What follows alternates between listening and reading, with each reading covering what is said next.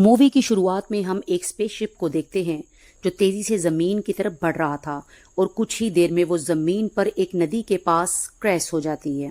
फिर तभी एक आदमी अपने दोस्त को लेकर पानी से बाहर आता है और इस आदमी का नाम कैनन होता है।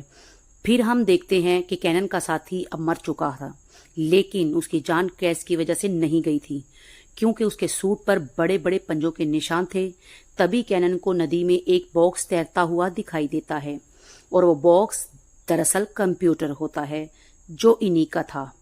तभी कैनन इस कंप्यूटर से इस जगह का इंफॉर्मेशन निकालता है, स्पेसशिप जहां पे उनकी क्रैश हुई थी, जिसके बाद वो कंप्यूटर इस जगह का सारा इंफॉर्मेशन कैनन के दिमाग में ट्रांसफर करने लगता है, जिससे हमें पता चलता है कोई इंसान नहीं था, एक एलियन था जो दूसरे प्लेनेट से आकर जमीन पर क्रैश हो गया था। और अब वो कंप्यूटर बहुत सारे इंफॉर्मेशन को साथ साथ यहाँ का लैंग्वेज भी कैनन के दिमाग में ट्रांसफर कर देता है। फिर इसके बाद वो अपना गन निकाल कर जंगल में जाने लगता है और वहाँ चलते हुए एक गांव में पहुंच जाता है।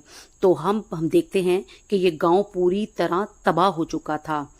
तभी कैनन की नज़र एक दरवाजे पर पड़ती है जिसमें बड़े बड़े पंजों के निशान थे, जिसे देखकर वो समझ जाता है कि ये निशान ज़मीन के किसी भी जानवर का नहीं हो सकता, क्योंकि ऐसा जानवर सिर्फ उसी के प्लेनेट पर पाया जाता था। तभी अचानक से कोई इंसान कैनन पर हमला करके देता है, जिससे उसकी गन नदी में गिर जाती है और वो भी बेहोश हो जाता है। तब हमें पता चलता है कि कैनन पर हमला करने वाला आदमी का नाम विल्फ्रिक था और वो विल्फ्रिक को लेकर अपने गांव आता है। उसके बाद हमें गांव के राजा को देखते हैं जो अपनी बेटी को कहते हैं वो विल्फ्रिक से शादी कर ले, लेकिन उसकी बेटी जिसका नाम फ्रिया होता है वो शादी करने से मना करती है। इसी दौरान वहाँ पर विल्फ्रिक आता है और राजा को बताता है कि हमारा पड़ोसी गांव पूरी तरह से तबाह हो चुका है और हमें पता नहीं चला है कि हमला किसने किया था, लेकिन वहाँ से हमने एक अनजान आदमी को पकड़ा है, जिसे सुनकर राजा उससे पूछताछ करने के लिए कहते हैं।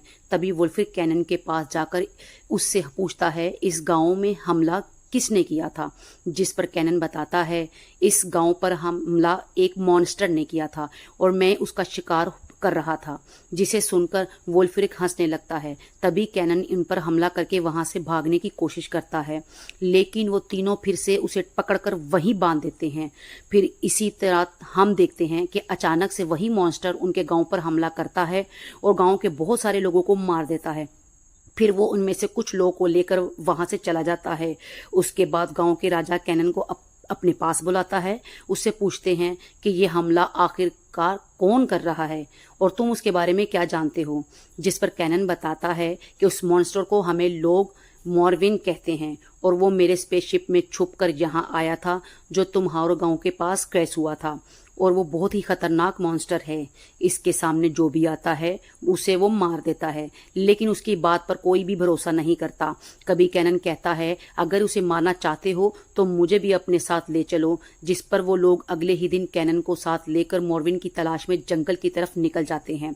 फिर वो लोग जंगल में थोड़ी देर आगे जाने के बाद एक गुफा में पहुंचते हैं, जिसके अंदर जाने पर एक बहुत बड़ा भालू उन पर हमला कर देता है और राजा को मारने ही वाला था कि तभी कैनन वहां आकर अपनी तलवार को भालू के पेट पर घुसा देता है, जिससे उस भालू को वहीं पर मौत हो जाती है। तो अब ये देखकर वो लोग कैनन को पसंद करने लगते हैं और उसकी नज़रों में कैनन की इज्जत भी बढ़ जाती है। अब भालू को मारने की कोशिश में वो सभी लोग पार्टी करते हैं और खुशियां मनाते हैं, क्योंकि उन्हें लग रहा था कि उन्होंने मॉर्विन को मार दिया था। फिर इस रात पड़ोसी गांव के राजा गनन उनके गांव पर हमला कर देते हैं, क्योंकि उसे लग रहा था कि उन्होंने ही गांव पर हमला करके उनके लोगों को मार दिया था। और अब इन दोनों गांवों के बीच जंग शुरू हो जाती है। कभी गनन एक करके सबको मारने लगता है, लेकिन उसके गांव के लोग गनन के लोग पर भारी पड़ते हैं और गनन के बहुत सारे लोग मारे जाते हैं। इसीलिए उन लोगों को वहां से भागना पड़ता है और वो लोग वहां से निकल जंगल में जाते हैं।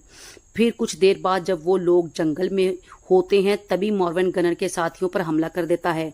तब गनन भी इसलिए लड़ने जाता है, लेकिन जब गनन उसे भयानक मॉन्स्टर को देखता है तो अपने साथियों के साथ वापस उसी गांव की तरफ भागने लगता है और तभी उसके गांव के लोग भी मॉर्विन को अपनी तरफ आता हुआ देखते लेते हैं। तभी उन्हें यकीन हो जाता है कि यह कोई भालू नहीं बल्कि उससे भी भयानक कोई चीज़ है जिसे देखकर राजा बहुत परेशान हो जाते हैं और कैनन से इस मॉन्स्टर को मारने की मदद मांगते हैं, जिस पर कैनन कहता है कि अब इस मॉन्स्टर को मारने के लिए हम एक चाल बछाएंगे। इसलिए वो अगले दिन गांव के सामने एक बहुत बड़ा गड्ढा खुदवाता है और उसमें बहुत सारा तेल डलवाता है। दरअसल उसका प्लान ये था, वहां किसी तरह मॉर्विन को इस तेल के गड्ढे में गिराकर इसमें आग लगा देगा ताकि वो जलकर मर जाए। उसके बाद रात में हमें देखते हैं कि कैनन फ्रेया को अपने पास्ट की कहानी बताता है और कहता है, मैं एक दूसरे प्लेनेट से आया हूं और हमारे प्लेनेट में काफ़ी एडवांस टेक्नोलॉजी का यूज़ किया जाता है और हम अपनी दुनिया की आबादी को बढ़ाना चाहते थे। इसलिए हमने एक प्लेनेट ढूंढा जिसमें करोड़ों की तादाद में मॉर्विन सरा करते थे। तब हमने से इस प्लांट पर हमला कर दिया और न्यूक्लियर बम गिराकर वहां के सभी मॉर्वन्स को मार डाला। फिर मॉर्वन्स की बॉडी को दफनाकर हमने अपने जैसे लोगों को वहां पर आबाद कर दिया और मैं भी अपनी फैमिली के साथ वहीं रहने लगा।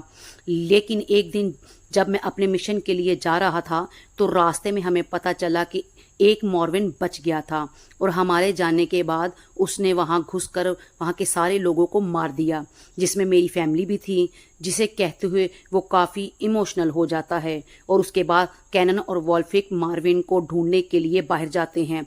तभी कैनन मशाल जंगल की तरफ फेंकता है और अब उसकी रोशनी उन्हें वे मॉन्स्टर मॉर्विन दिखता है। तब मॉर्विन उन्हें मारने के लिए उनकी तरफ तेजी से बढ़ने लगता है, जिसके कारण वो उनकी जाल में फंस जाता है और वो जैसे ही तेल में गिरता है तभी गांव वाले तीर से इस तेल में आग लगा देते हैं, जिससे यहाँ पर बहुत ही बड़ा धमाका होता है और हर तरफ आग फैल जाती है, जिसे उन सभी को लगता है कि मॉर्विन अब मर चुका है। इसलिए वो लोग खुशियाँ मनाने लगते हैं।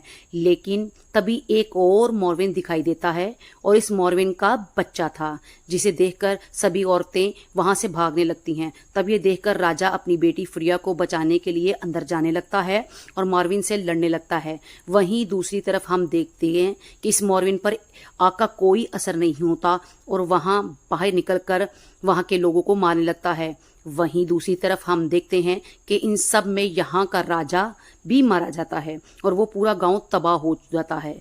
जिसके बाद अगले दिन सभी लोग गांव छोड़कर जाने लगते हैं, लेकिन कैनन, वॉल्फ्रिक, फ्रेया और उनके कुछ साथी वहीं रुकते हैं ताकि वो लोग मॉर्विन को मार सकें। और उन्हें पता चल गया था वहां मॉर्विन का बच्चा कुएं के रास्ते से यहाँ पर आया था, लेकिन अब ये आम तलवारों की मदद से वो मॉर्विन को मार नहीं सकते थे। इसलिए कैनन अपने साथ वॉल्फ्रिक और फ्रेया को लेकर नदी में जाता है जहां उसकी स्पेसशिप क्रैश हुई थी और वहां कैनन पानी के नीचे अपनी शिप में जाता है और वहां से लोहे का टुकड़ा लेकर वापस आता है, जिनसे वो लोग बहुत ही मजबूत हथियार बनाते हैं। जिसके बाद वो लोग कुएं के अंदर जाते हैं जहां पानी के रास्ते से होते हुए वो लोग एक गुफा में पहुंचते हैं और वहां मॉर्विन का बच्चा उनके ऊपर हमला कर देता है, जिससे उनके साथियों की जान चली जाती है। थोड़ा और आगे जाने के बाद कैनन देखता है मॉर्विन ने अब बहुत सारे लोगों को वहां पर इकट्ठा कर रखा था।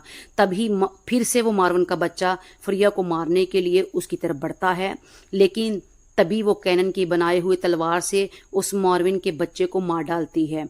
उसके बाद वो तीनों गुफा से बाहर आ जाते हैं जहां पर वो बड़ा मॉर्विन वॉल्फ्रिक पर हमला कर देता है, जिससे वॉल्फ्रिक की जान चली जाती है। जिसके बाद कैनन उस मॉर्विन के ऊपर हमला कर देता है और उन दोनों के बीच लड़ाई शुरू हो जाती है और अब इन दोनों के बीच काफ़ी देर तक फाइट होती है।